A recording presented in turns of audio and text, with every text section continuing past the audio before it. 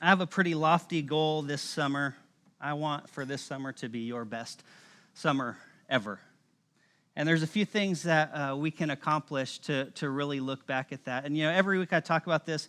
We look at great summers as being great vacations. The problem with vacations is they come to an end. And, yeah, they're great, and it's kind of like, that was great. I think to have the best summer ever, we can take some steps, do some things, trust in God to a point to where we can look back and see that these things have affected our lives in such a positive, such a great way that we can look back and go, that was so amazing, that was my best summer ever. I had one summer where I started a certain kind of exercise. I was working in this, it was a screen printing shop, and my boss there, he goes, hey, do you mountain bike? And I was like, not really, like I don't even have a bike. And he goes, hey, well, I have an old bike. I just bought a new bike. Let's go mountain biking. And I was like, yeah, okay. So I did. And the bike that he gave me, it was a decent bike, but it was kind of rickety. It was almost like a little scary, It had, some bikes have clips that your feet go in. You guys familiar with that? You clip your feet in, and a lot of times that's road bikes and some trail bikes. This one had these like straps that you stick your feet in, and they strap over your feet. And I hurt myself so bad on that bike. I should have gone to the hospital and got stitches, and I didn't. And now I have a nice scar on my shin there because I crashed on the bike pretty bad. And when I crashed, I was like probably a mile away from my car. And, so it was like I was like riding with one foot to get back to it. And it was a terrible experience. And really the reason that happened is because that summer, I did not have a bike that was really fit for what I was doing. Now, over time, what I started doing is I started learning kind of the certain things that I liked about mountain biking. Now, some people do the things, I know James back there, he can get on a road bike and just like go. And some people are really into that. Just like, you're just cruising down the highway for like 20 something miles. That's not me. I'm like, what I want is like lots of dirt and like lots of hills and jumps. And to me, that's fun. I like that. And so at the time, I was working down in San Antonio, and on my way home, I would pass right by McAllister Park, if you know where that's at. And in McAllister Park, there are some really cool trails.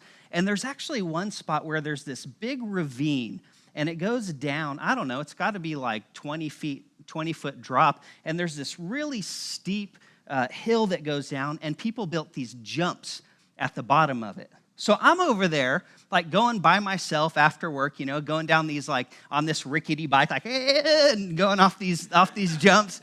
And so the time came where I was like, I really like this. And so I started looking for a bike that I was going to buy.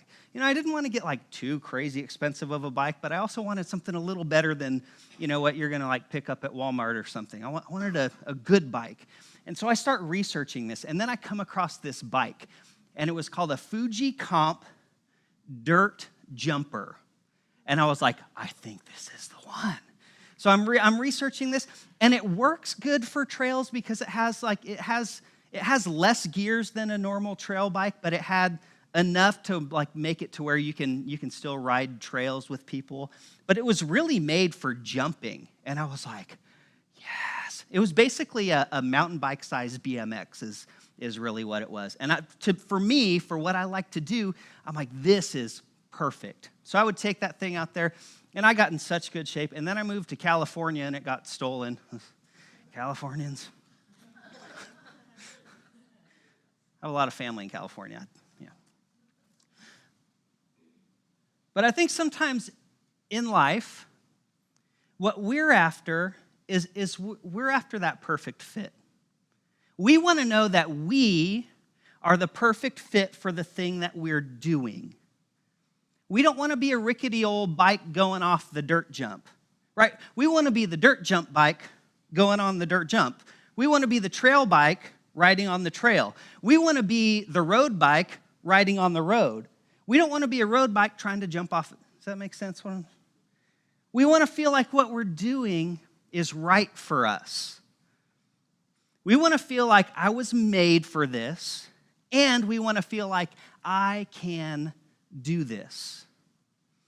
I've talked about this a few times about the cards that we had turned in, and probably about a month or so ago, I asked you guys to fill out these little cards that look like this, and I asked you, what is your most recurring negative thought? What's your most recurring negative thought? Now, our church is not that big. It's not a lot of people here. I want to read these cards to you, and think about the quantity of these cards with the amount of people in this room. Honestly, this is hard to get through. It's rough. I won't ever be as good as I was. I'm not good enough. I don't think I'm a good enough mom. I don't have it together. I'm not a good provider, dad, husband, and I'll never have the body I want. I am not good enough. I'm not a good enough spiritual leader to my kids. I'm not prepared for the future. I can't do this. I'm not good enough. Not good enough, don't measure up. Am I doing a good job with my kids? Am I doing enough?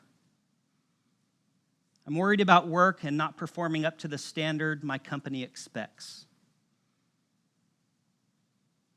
I'm worried that what I do won't matter. I'm burnt out at work. I'm unappreciated at work.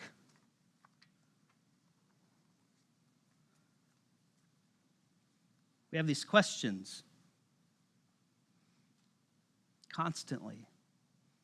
Am I good enough? Can I do this? Am I made for this? Do I fit here? You know, a lot of times I think we do ourselves a little bit of a disservice, and we love to look at these really grand stories in the Bible, these epic stories. And I love the epic stories. I mean, think about David and Goliath. Huge, right? I mean, here's this little shepherd boy. He goes out, and he's just destined for this, right? He's like perfect for this. The little shepherd boy that goes out and slays a giant. And sometimes I think we look at those things and we go like, man, David, he had such purpose, and God had shaped him so perfectly for that moment. And let's be honest, I want that. I want to know that I have purpose, and I want to know that I can do it. I want to look at some things and learn something from that shepherd boy today.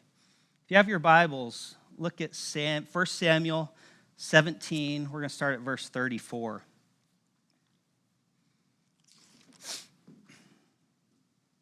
No, that's not right.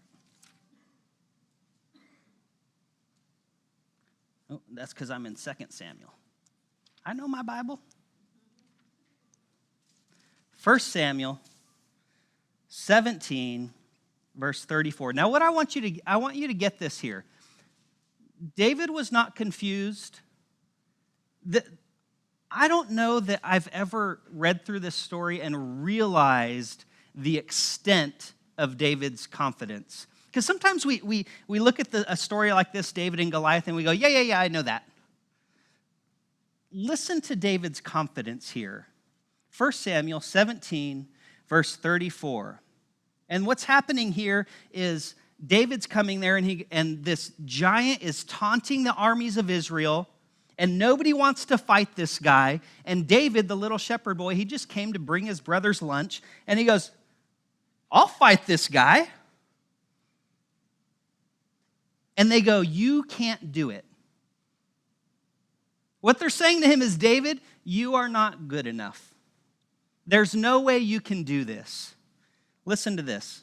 Verse 34, but David persisted. I have been taking care of my father's sheep and goats, he said. When a lion or bear comes to steal a lamb from the flock, I go after it with a club and rescue the lamb from its mouth. If the animal turns on me, I catch it by the jaw and club it to death. I have done this to both lions and bears, and I'll do it again to this pagan Philistine too. For if he has defied the armies of the living God, I read that wrong. For he has defied the armies of the living God. He goes, dude, King Saul. He goes, I've killed lions and bears. I'm going to kill this guy too. He's a shepherd. In their eyes, he's this kid. You know, sometimes I think we look at this story and we think that David was just going into it like as if he had no idea what he was doing, but God had his back. And while that's true, you know what? David had confidence because he had relied on God before.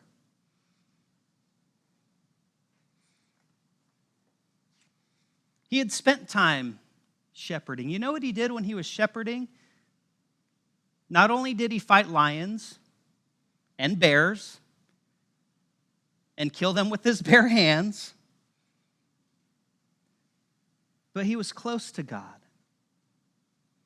He was praying. He was writing music. He was out there playing his harp.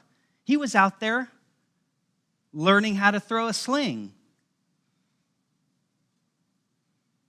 God, the whole time he was a shepherd, God was preparing him for something big.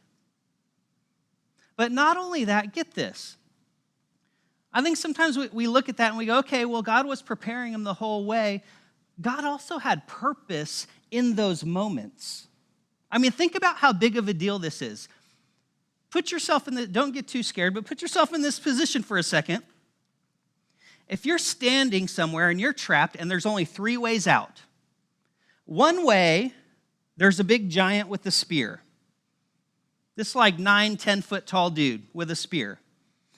Another way, there's a big old bear. And then the other way, there's a lion.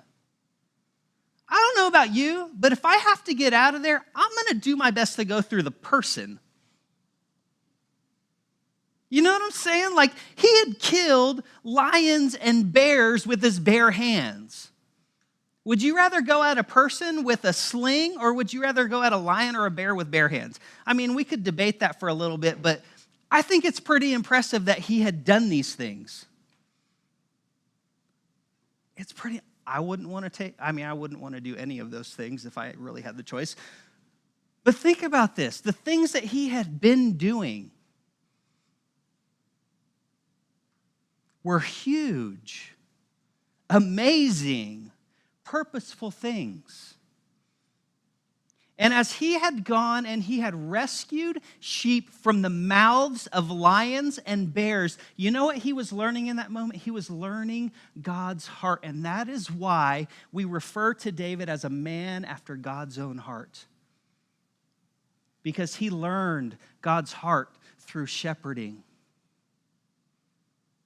You know what God does to you? When you're snatched, he comes after you, rescues you. That's the God that we serve, and that's what David was learning. And that's how David got so much confidence. God was taking him through these things. I'm going to pick that up again in verse 43. You know, a lot of times I've had this picture in my head of how this battle went down, and you know, a lot of times I've seen a movie where, you know, you have this, Goliath is out there and he's taunting, and then David, he comes across as this nice, like, humble, meek guy, and he comes out there and he's like, oh, Lord, help me, and then he comes out and he's like, whoosh, you know. That's not how it went down. Listen to what David does here. I'm like blown away at this attitude. So we're in 1 Samuel 17, verse 43. I went back to 2 Samuel because I left my bookmark there. Verse 43. Goliath yells at David. He goes, "Am I a dog," he roared at David, "that you come at me with a stick?" And he cursed David by the names of his gods. "Come over here, and I'll give your flesh to the birds and wild animals," Goliath yelled. Now that part, to me, I've always been familiar with. Listen to what David does. David replied to the Philistine, "You come to me with the sword, spear, and javelin, but I come to you in the name of the Lord of heaven's armies, the God of the armies of Israel, whom you have defied. Today the Lord will conquer you, and I will kill you and cut off your head. And then I will give the dead bodies of your men to the birds and the wild animals, and the whole world will know that there is a God in Israel. And everyone assembled here will know that the Lord rescues his people, but not with a sword and spear. This is the Lord's battle, and he will give it to us." As Goliath moved closer to attack, Goliath moves closer to attack. Listen to this. David quickly ran out to meet him. Reaching into his shepherd's bag and taking out a stone, he hurled it with his sling and hit the Philistine in the forehead. The stone sank in, and Goliath stumbled and fell face down on the ground. David taunted him right back. With what? In the name of the Lord. Why? Because he had defied God. And look at what David did. He wasn't there like sitting back like, "Oh no." He ran. He was like, "It is on." This dude had confidence. He wasn't there going like, "Lord, if it's your will, maybe I can maybe I can accomplish something, maybe I'll have purpose." Channel these questions that we have, and I have them too. Don't feel like I'm saying these are terrible questions and you're bad for thinking them. Channel these questions through what we just read about David. Am I good enough? I don't think David was worried about that. He was like, "Let me tell you what I've done. Do I have purpose in my life?"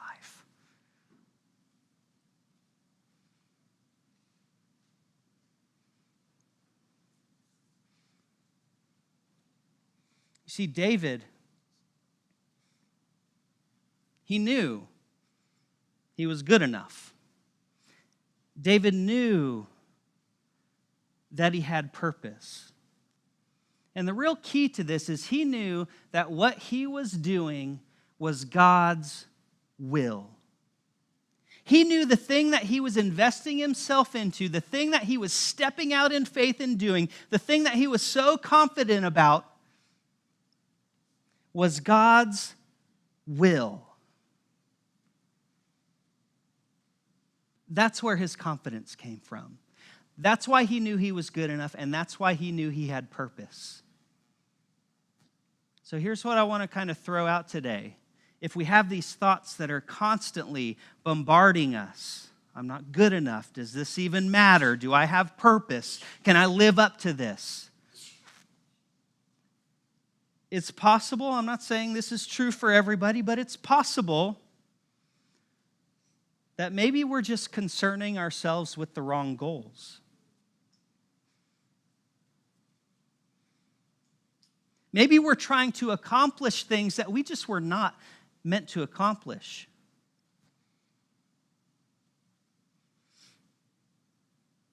Maybe you're a road bike trying to go off a dirt jump. So here's the big question. And this is something that hounds people for their entire lives. What is God's will for your life? I remember being a teenager and we would pray at an altar and just like cry and be like, "God, what do you want me to do?"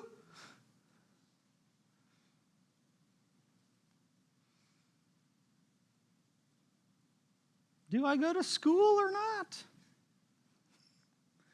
What's my job going to be? Am I going to be, do I become a missionary?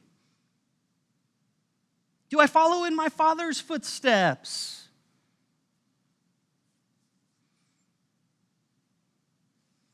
What do I do with my life?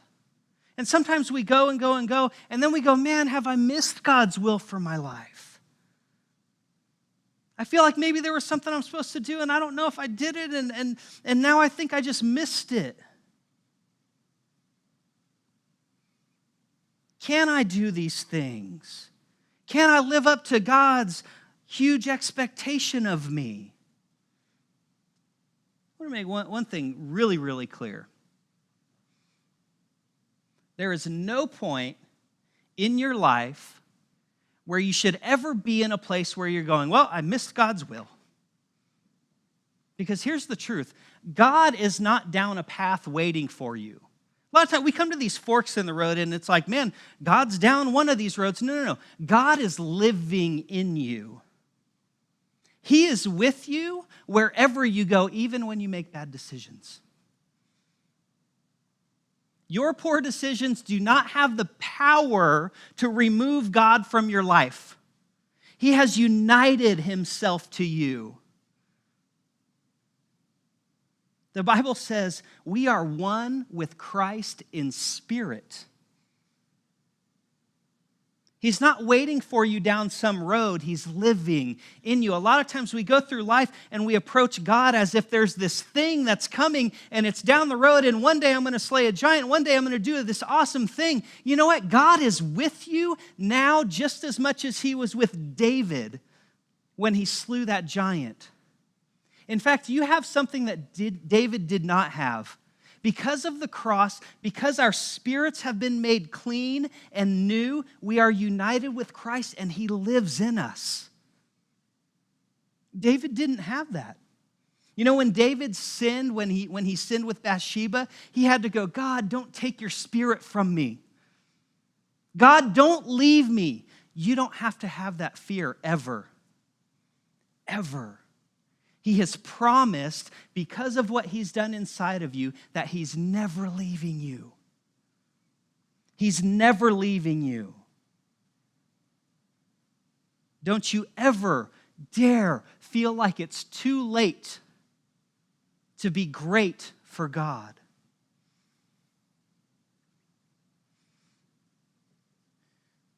You know, there's a couple verses that I've read a lot over the last year or so. And I think they really speak to these questions. Am I good enough? Do I have purpose? Can I live up to this? Look at Ephesians 2:10.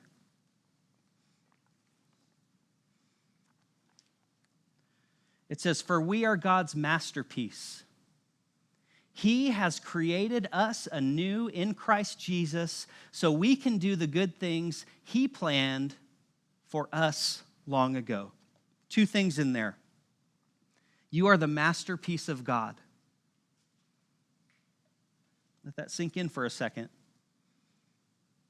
And what's the other thing that he's done? He has prepared good things in advance for you to do. He's got some stuff for you. He has purpose for you. And you know what he's done is he has created you perfectly for the things that he has laid out for you to do. Are you good enough? Let me tell you, you are the perfect puzzle piece. Perfect for the things that God has laid out for you to do. Are you good enough? You are perfect. Can you do it? You better believe it. Trust him. So here's a question. God's planned these things long ago for us to do. He's created you perfectly to do those.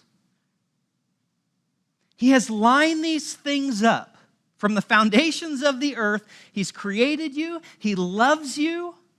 You are his masterpiece, and he has laid these things out. And you know what he's doing? He's going like, oh, look at this masterpiece. And look at this perfect thing that I've set up for my masterpiece to do. That's you. If you place your faith in Jesus, that is you. Now, are you going to grow? Are you going to change? Of course you are. Did David grow and change? Of course he did. You know what God does? As he's molding us, as he's shaping us, at this moment in time, here's the good work he's laid out for you to do, and he has shaped you perfectly to do that. And you know what? Through that good work, he's shaping you even more. And now you're perfect for this. And that's shaping you even more. And now you're perfect for this. And let me tell you, if you keep this mindset and you realize that God has purpose for you every day, you're going to walk in these things, you're going to do these things, you're going to recognize these things, and pretty soon you're going to look back and go like, dude, I totally killed a giant. Because David wasn't out looking for a giant. He never set out like, oh man, one day I'm going to kill a giant. These are my life goals. Top 5 life goals. Kill giant. You know what he was doing? He was just walking. And this work came in his path. It was right there. Can I just tell you this? You really don't have to search out great things to do. It's in your path. There's not one time in the Bible where somebody was like, God, what's the great thing I'm supposed to do? Actually, more common, you know what we see is we see God coming to people and he goes, I have something awesome for you to do. And they go, pick somebody else. I've been there.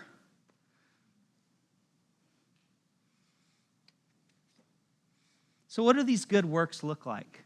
You want purpose in life? You have to recognize these good works. You want to be good enough? You have to realize that God has created you for something very specific. Let me read to you what God's will for your life is. Galatians 5, 22 through 25. Beyond a shadow of a doubt, this is God's will for your life. But the fruit of the Spirit is love, joy, peace, patience, kindness, goodness, faithfulness, gentleness, self-control. Listen to the way Paul describes those things. Against such things there is no law. If you live like that, there is nothing that can come against you and nothing that you can do wrong. He goes on and says, and those who belong to Christ Jesus have crucified the flesh with its passions and desires. Listen to this. If we live by the Spirit, let us also keep in step with the Spirit. This is God's will for your life, that you walk your path and you keep in step with the Spirit. When these things come along in your life and you have an opportunity to respond one of two ways. You can respond by the desires of the flesh, which have to do with division and jealousy and anger. Or you can walk by the Spirit. And understand, God is going to enable you to do this. It's the fruit of the Spirit. When you place your faith in Jesus, the Spirit of God lives inside of you, producing fruit. That fruit is love, joy, peace, patience, kindness, goodness, faithfulness, gentleness, self-control. It's in you. This is who you are now. You want to live with purpose? Be who you are. Be who God has created you to be. Walk in love. Walk by the Spirit. When you have an opportunity to either be impatient or patient, you know what your purpose, destined before the beginning of the earth is? Patience.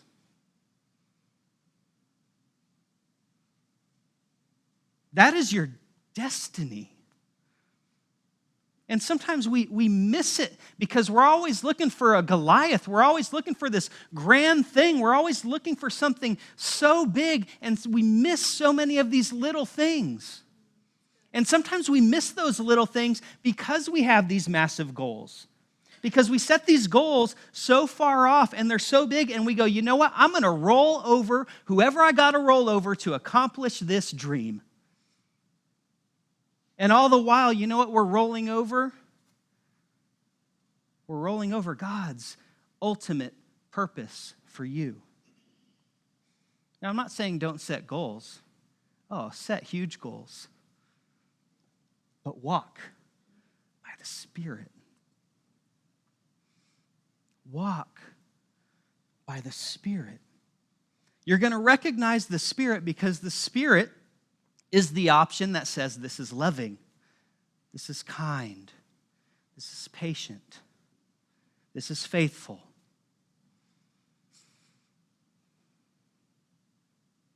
The desires of the flesh say, I'm mad, and this is how I'm responding. I'm going to respond in my anger. I'm going to respond in my jealousy. I'm going to respond with division. And when you do that, you know what? When we respond with anger and we respond with division and we respond to life with jealousy, those are the things that are going to put us in a place where we go like, I'm not made for this. No, you're not. It's very possible that the way that you are living and choices that we make and the things that we do are absolutely not what we're made for. You are made for love. You are made, created in Christ Jesus for patience. You want to feel purpose? You want to feel good enough? Walk by the Spirit. A lot of times the tension that we feel in our lives, this tension and these questions that we have, am I good enough? Do I have purpose? It has a lot less to do with our job, our relationships, our location. A lot of times we think, man, if I could just get out of this job, if I could just move to another place, if I could just fix this thing. Because we go, I'm miserable in this place. Maybe we need to stop that sentence a little earlier and just go, I'm miserable. You're not miserable in that place, you're miserable.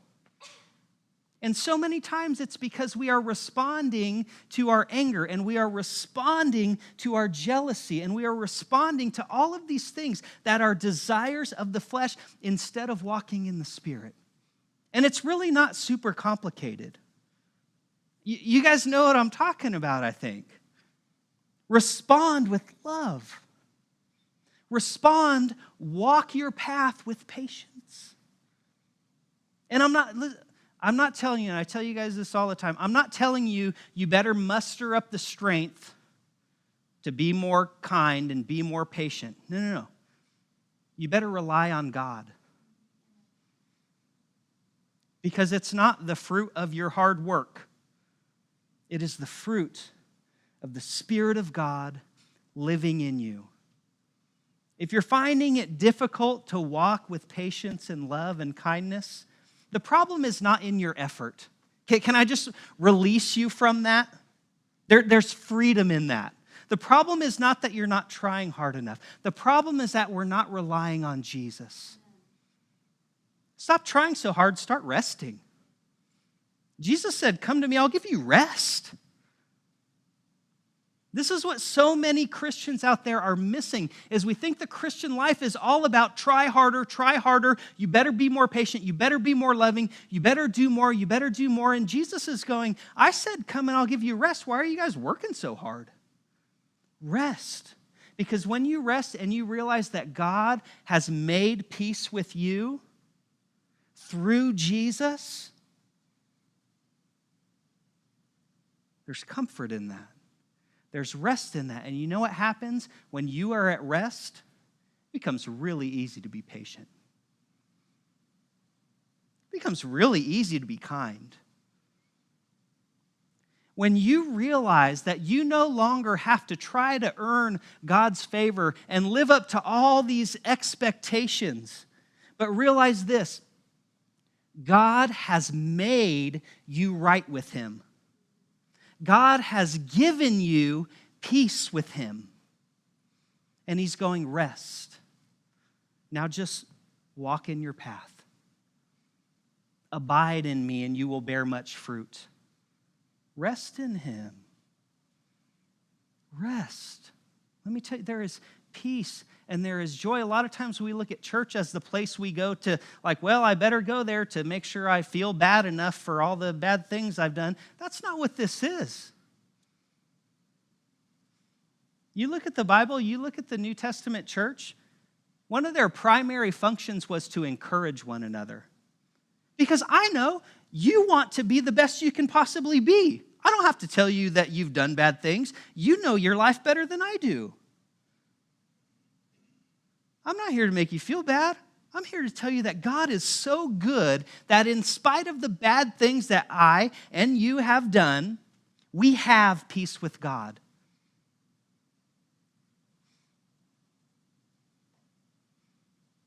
There's a saying that you better get right with God or you better make your peace with God. You can't do that. But He's already done it.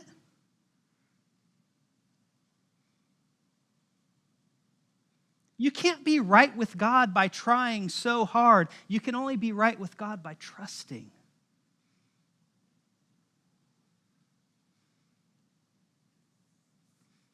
When you face these thoughts,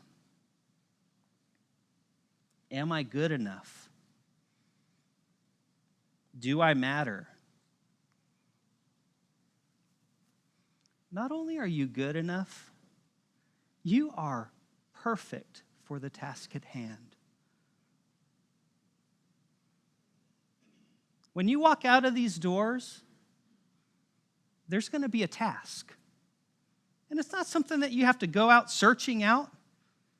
It's in your path.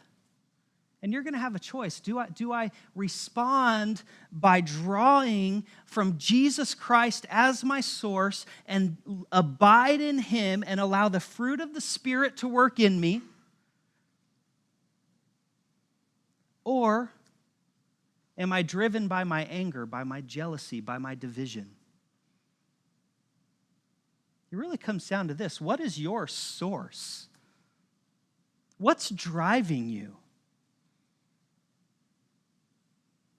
You know, two people can do the same thing with totally different motivations, and one person is completely walking in the will of God, and the other person is totally torn up.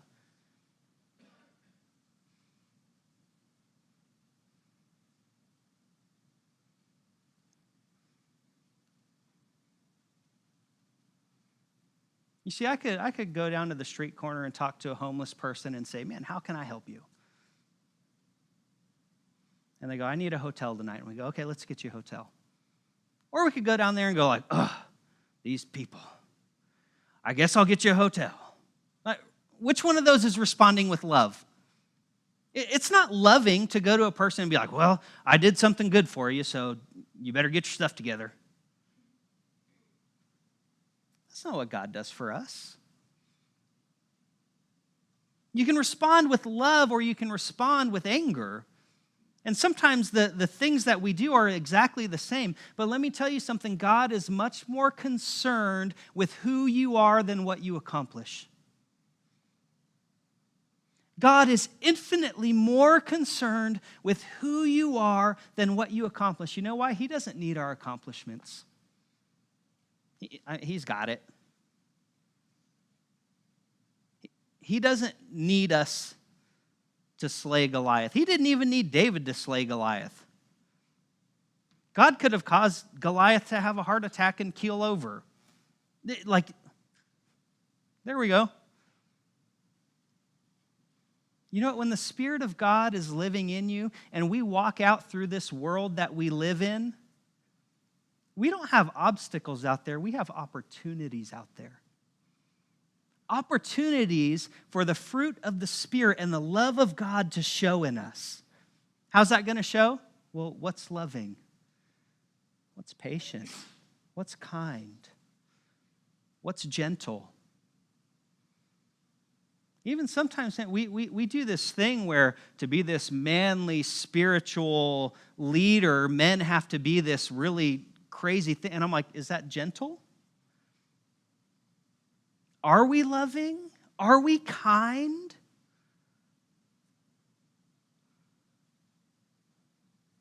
This is God's will for your life. And I'm telling you, God has good things, big things, purposeful things for you to do. When I think about David, you know what he was concerned with? He was concerned with what God thought. He was concerned with what God was doing. When he was a shepherd, he concerned himself with being a shepherd. And as a shepherd, he learned to overcome giants. And yeah, God might have this amazing, huge thing for you to do. But you know where it's going to be? It's going to be right in your path. It's going to be right in your path. Don't miss it.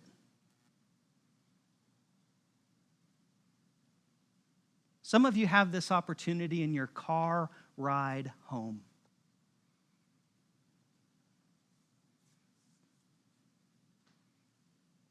For love, patience, kindness, gentleness.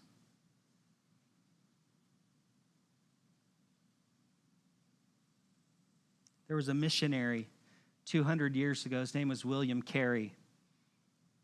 He said, "I'm not afraid of failure. I'm afraid at succeeding at things that don't matter." Let's succeed at the things that matter. And trust God with the outcome. Let's succeed at love. Let's succeed at patience. Let's succeed as children of God at kindness.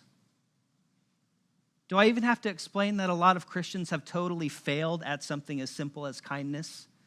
It's sad. God's will for you is kindness. God's will for you is gentleness. Let's succeed at these things and trust that God is in them because God has prepared them long ago.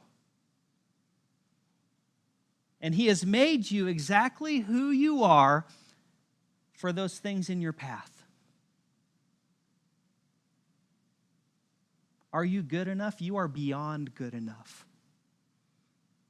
Do you have purpose? You have eternal purpose. You have infinite purpose. You have purpose that God has planned. The creator of the universe has given you purpose.